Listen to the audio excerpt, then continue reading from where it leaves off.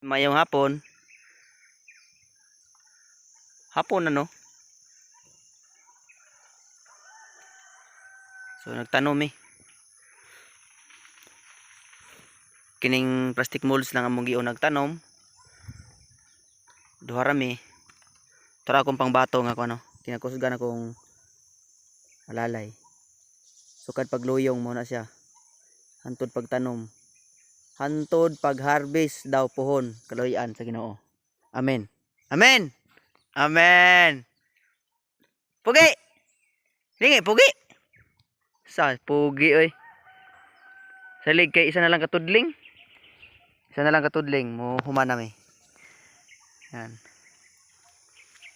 Tapos ugma na pod. Diyan na pod mi sa babaw. Kana na pong tamnan walay plastic molds pero gihotok na siya. Tapos maglatag na po mig ite, buntag, then pagkahapon transplant. Karon bago pa na ginag-ulan. Nagpasingulan ra gid mi. Tapos daghan patag ang tatong luyong tama-tama ra jud. Hinigdako ana tabugok. So, ora to, tanom tag tiwas.